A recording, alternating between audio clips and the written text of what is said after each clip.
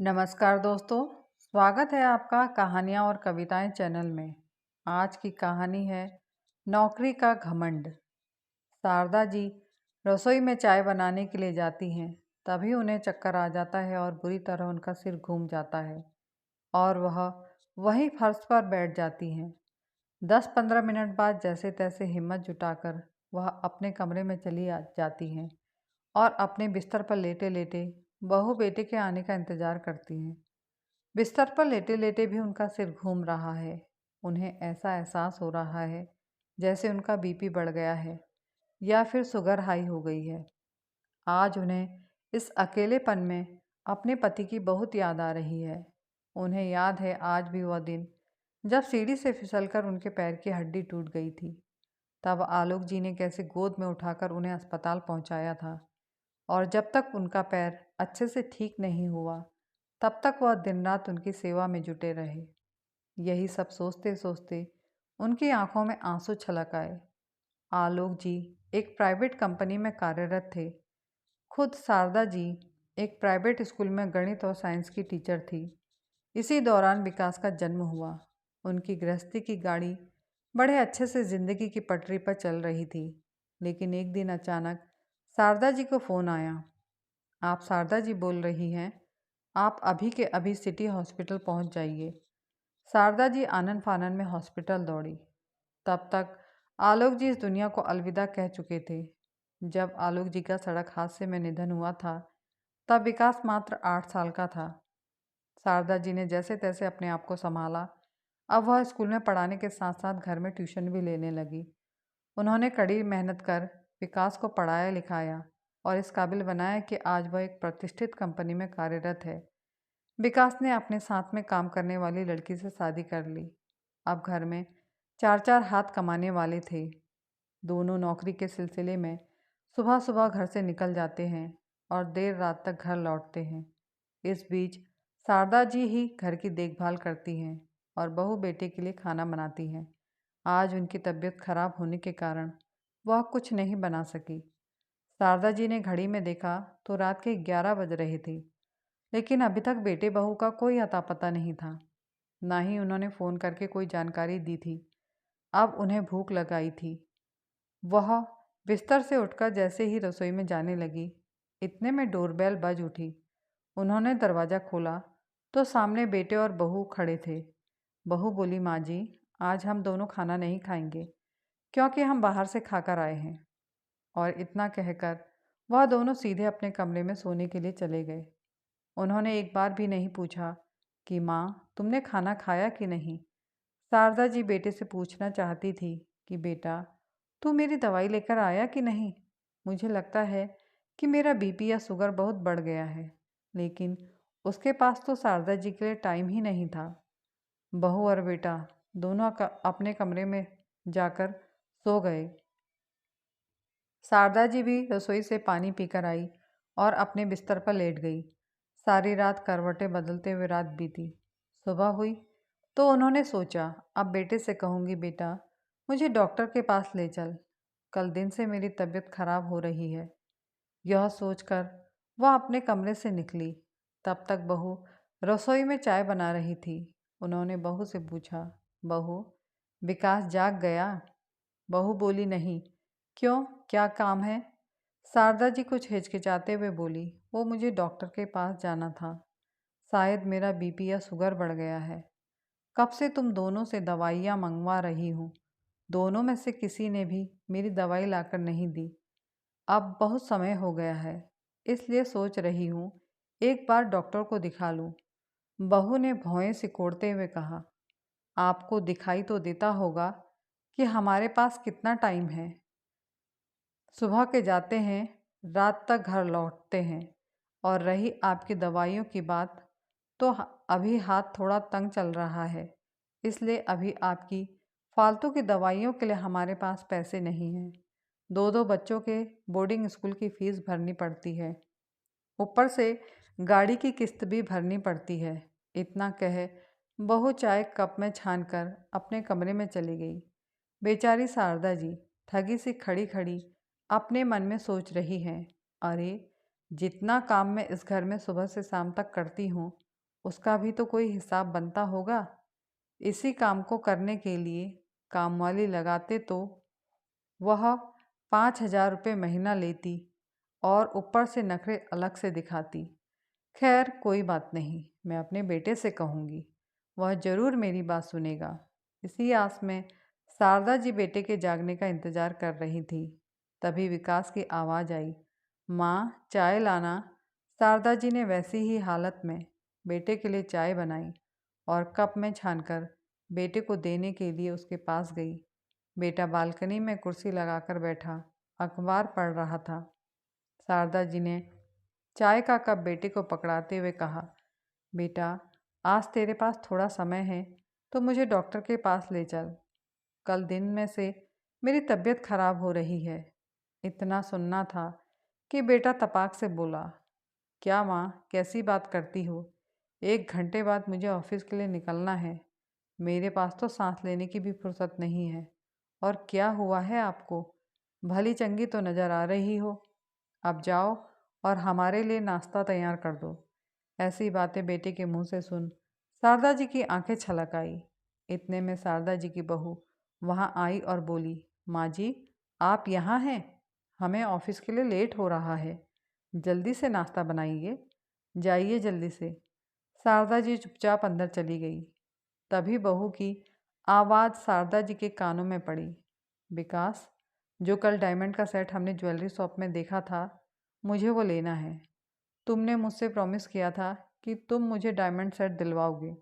उत्तर में विकास ने कहा, हाँ बाबा, शाम को ऑफिस से जल्दी आकर चलेंगे ज्वेलरी शॉप। शारदा जी सारी बातें सुनकर बहुत दुखी हुई। वह चुपचाप अपने कमरे में जाकर बिस्तर पर लेट गई। उनके हाथ पैरों में कंपन हो रही थी। बेटा बहू अपने ऑफिस जाने के लिए तैयार हो गए थे। तभी बहू ने डाइनिंग टेबल पर बैठते हुए शारदा जी को नाश्ते के लिए आवाज़ लगाई, माँ जी नाश्ता लगा दीजिए, ऑफिस के लिए लेट हो रहा है। कोई उत्तर ना पाकर बहू रसोई में गई तो वहाँ ना तो शारदा जी थी और ना ही नाश्ता बना हुआ था।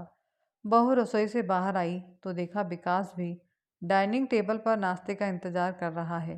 विकास को देख वह ज़ोर से बोली, टेबल पर किसका इंतज़ार कर रहे हो? विकास ने उत्तर में कहा, नाश्ते का। और किसका? तब बहू बोली, जब नाश्ता बना होगा तभी तो नाश्ता करोगे। क्या मतलब? विकास ने कहा, मतलब ये है कि तुम्हारी माँ ने आज नाश्ता नहीं बनाया। देखो ना, हद है। मैं नौकरी करके पैसे भी कमाऊं और घर में चूल्हा चौका भी संभालूं।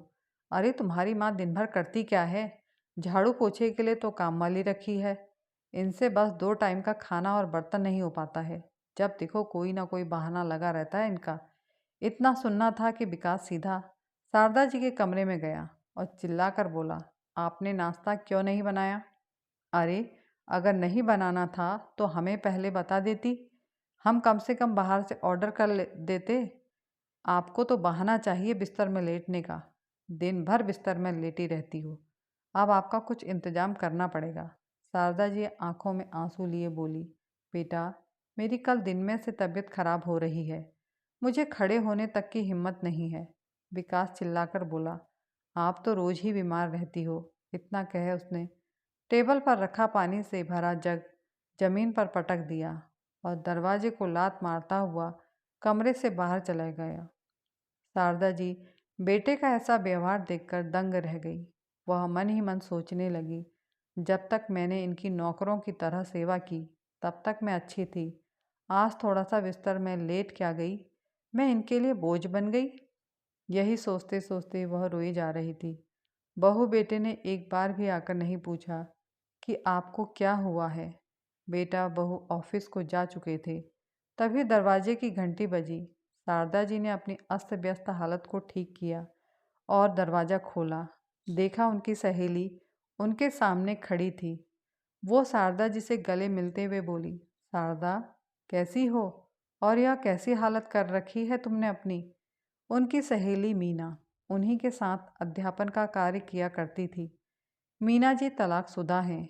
उनके पति ने बच्चा ना होने के कारण उन्हें तलाक दे दिया था। उन्होंने अभी भी अध्यापन का कार्य जारी रखा है, पर शारदा जी ने बेटे की नौकरी लगते ही अपनी नौकरी से इस्तीफा दे दिया था। शारदा जी अपनी सहेली को देख हैरान थी।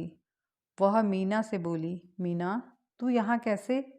मीना जी बोली, अरे अंदर आने को भी कहेगी या फिर सब कुछ दरवाजे पर खड़े खड़े ही पूछेगी।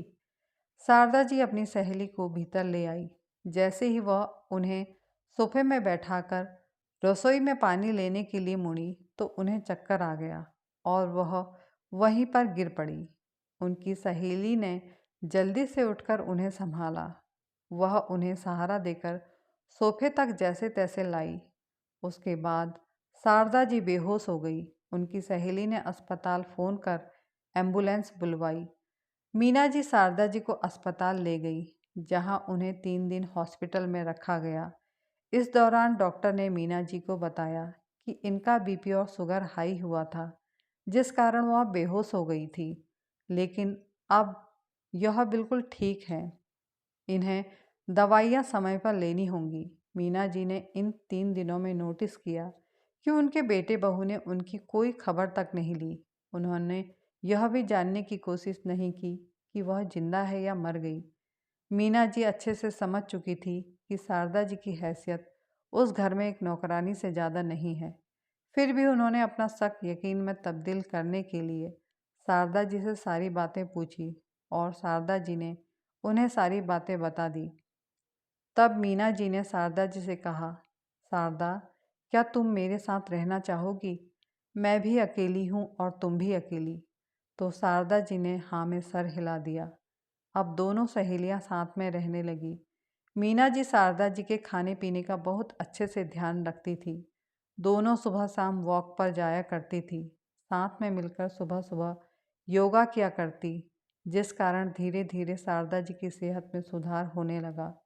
इसी दौरान कोरोना ने देश में दस्तक दी और सारे स्कूल सरकार के आदेश से अनिश्चित काल के लिए बंद करवा दिए गए और स्कूल की पढ़ाई ऑनलाइन हो गई। उसी दौरान मीना जी ने शारदा जी को एक मोबाइल गिफ्ट के रूप में दिया और कहा, शारदा, आज से तुम अपनी ज़िंदगी की नई शुरुआत करो। शारदा जी ने बच्चों को ऑनलाइन पढ़ाने का फैसला किया।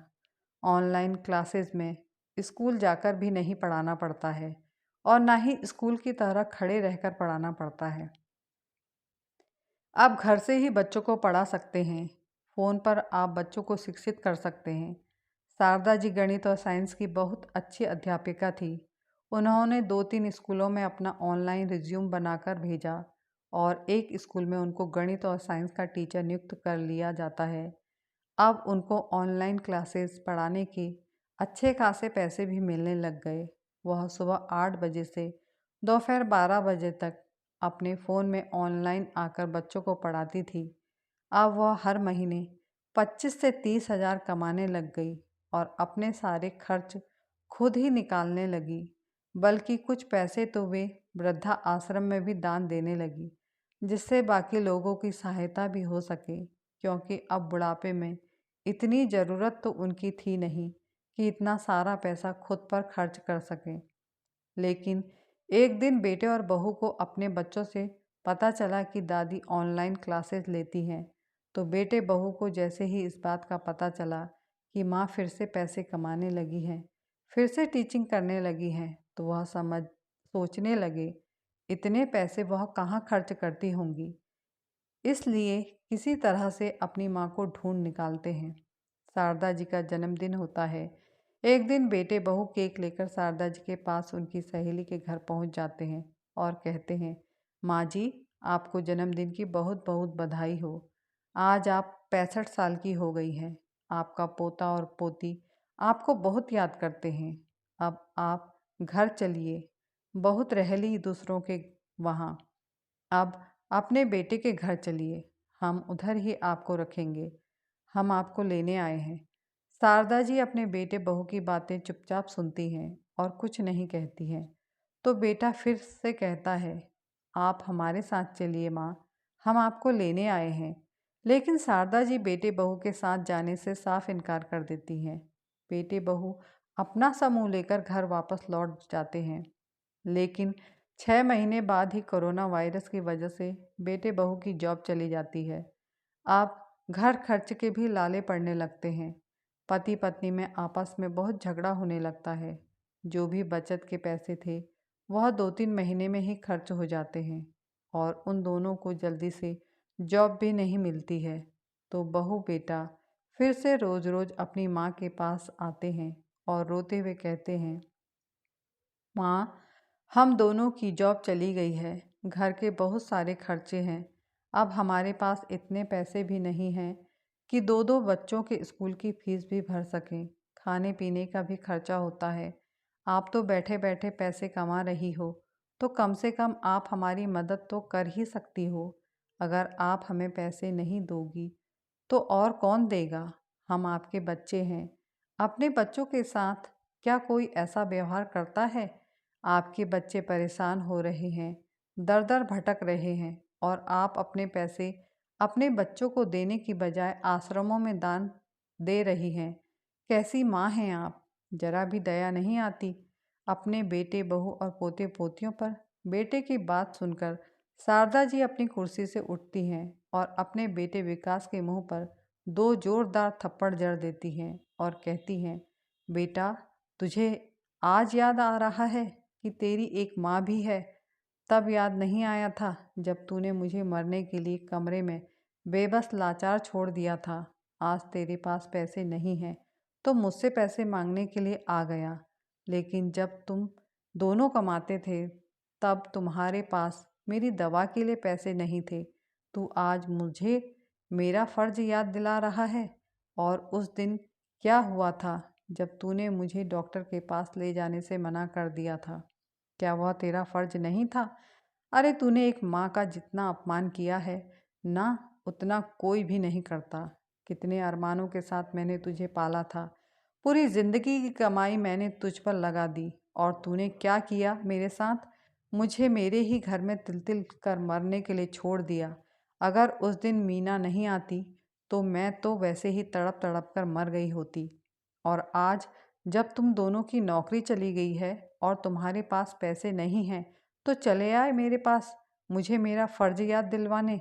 अरे तुम्हें शर्म नहीं आती कहते हुए कि मेरा फ़र्ज़ बनता है अपने बच्चों को देखने का? क्या बच्चों का फ़र्ज़ नहीं बनता है अपने बूढ़े माँ बाप को देखने का, अपने बूढ़े माँ बाप की सेवा करने का, बुढ़ापे में उनके लिए दवाई लाने का? बड़ा आया मुझे ज्ञान देने वाला। अभी के अभी इस घर से निकल जा, नहीं तो पुलिस को फ़ोन करके तुझे अपनी माँ के साथ मारपीट करने के जुर्म में अंदर करवा दूंगी। उनकी दोस्त भी उनका साथ देते हुए उनके कंधे पर हाथ रखते हुए कहती है, शारदा, तुम अकेली नहीं हो, तुमने बहुत ही शानदार निर्णय लिया है। अरे तुमने एक बार धोखा खाया है अपने बच्चों से, दूसरी बार तुम सतर्क रही, यह बहुत अच्छी बात है। तुम्हारे बच्चे तुम्हारे पास कुछ न कुछ लेने के लिए आते रहे पर देने के लिए कभी नहीं आए। बच्चों की मनसा अच्छी नहीं थी। तभी मीना जी ने विकास से कहा, तुम अभी के अभी इधर से निकल जाओ।